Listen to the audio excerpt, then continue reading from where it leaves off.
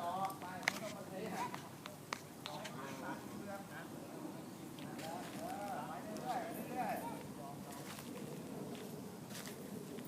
นั่นแค่นั้นแหละนี่ครับ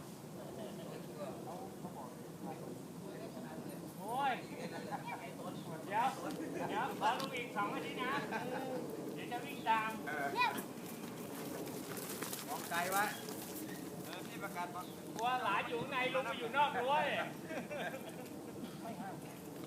ไปเรื่อยๆไม่ต้องเก่งนะไม่ต้องเก่ง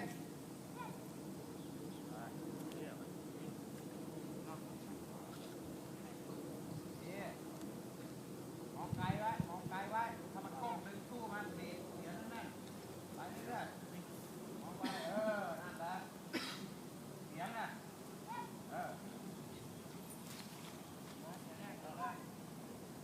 ลงมากินน้ำเอาไปพูดไว้จะได้ฟังเสียงเราเก็บไปคนเดียวไอ้ตัวเนี้ยไปมือทำไมมือขวาไม่เท่ากันล่ะดึงกลับมาเร่งไป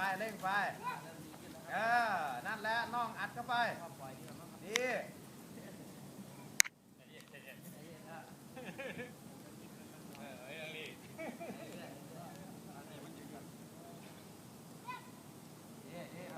ไป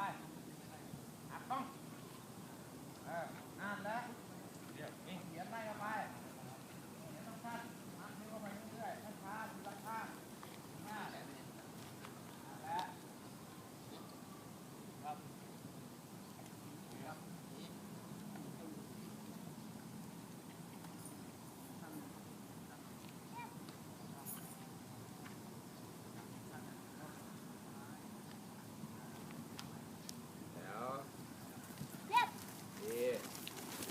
ไปอีกอย่าให้มันหยุดอย่าไม่หยุด